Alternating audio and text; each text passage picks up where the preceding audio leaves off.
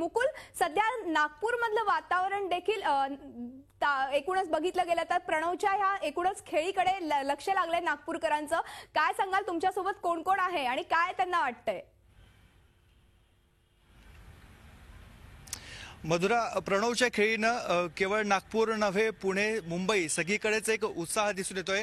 मी आता नाशिकच्या महात्मानगर मैदानावर आहे. या ठिकाणी आत्ताच अंडर-19 आणि असोसिएशन आर्किटेक्ट असोसिएशनची एक मॅच चालू होती. त्या दरम्यानचे जे प्लेयर्स आपल्याशी चर्चा करत आहेत.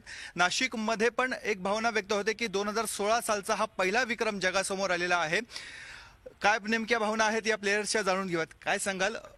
950चा टप्पा एका प्लेयरने पार केलेला आहे. हा मिरॅकल आहे, चमत्कार आहे, काय वाटतं तुम्हाला? सर्वात पहिले सगळ्यांनी मिळून त्याला काँग्रेट्स करायला पाहिजे. त्याने खूप उत्कृष्ट इनिंग तो खेळला आहे आणि आमच्या नाशिकतर्फे सगळ्यांनी त्याला काँग्रेट्स करायला पाहिजे. आणि एवढी मोठी इनिंग खेळण्यासाठी खूप पेशन्सची गरज आहे आणि एक डिटर्मिनेशन हवं आहे एवढी मोठी इनिंग करण्यासाठी. त्याच्यामुळे तो खरंच एक अद्भुत खेळी आपण त्याला म्हणू शकतो. काय सांगाल तुम्ही फिटनेसच्या बाबतीत कसं बघायला? सर, फिटनेस ॲक्च्युली 950 रन करणं, 1000 रन करणं, इट्स नॉट अ जोक. ज्या मुंबईने अजित वाडेकर, सुनील गावस्कर, सचिन तेंडुलकर, विनोद कांबळे यांच्यासारखे महान प्लेयर जगाला दिले, त्याचाच एक नवीन नमुना आहे. परंतु फिटनेससोबतच असे जे अद्भुत लोक आपल्याकडे येत आहेत त्यांना मेंटली सुद्धा ट्रेन करणं तितकीच गरज आज वाढली आहे. कारण IPL झालं किंवा जे आजकालचं फास्ट क्रिकेट येतं आहे त्याच्यातून ह्या लोकांना घडवणं ही सुद्धा एक प्रकारची जबाबदारी आणि ती महाराष्ट्र क्रिकेट असोसिएशन व्यवस्थितरित्या पेलेल अशी अपेक्षा व्यक्त करतो. तुम्ही पण अंडर-19चे खेळाडू आहात, तो पण तुमच्याच वयाचा आहे जवळपास. कसं बघतात? तुम्ही आत्ता खेळत होता आणि हा जो विक्रम होतोय त्याच्याकडे कसं बघता? अतिशय उत्कृष्ट खेळी केली आहे प्रणवने, त्याबद्दल त्याचे आभार मानतो. आणि प्रणवच्या या खेळीकडे बघता 950 रनचा टप्पा पार करणं हा सोपी गोष्ट नाही आहे. त्याचे पेशन्स, त्याचे संयम उत्कृष्ट.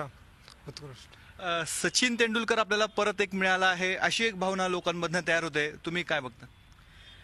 बहुत पेशेंटली खेलना है क्योंकि कुछ प्लेयर्स ऐसे होते हैं जो एकदम फास्ट मूविंग बॉल को भी स्लोली जज करके खेल लेते हैं. वो एक नेचुरली एक नेचुरल होता है वो प्लेयर्स में. तो ये उनमें से एक प्लेयर है जो 2 दिन से खेल रहा है और फिर भी उसका बॉल का ऑब्जर्वेशन बहुत स्ट्रांग है, जैसे तेंदुलकर जी का था.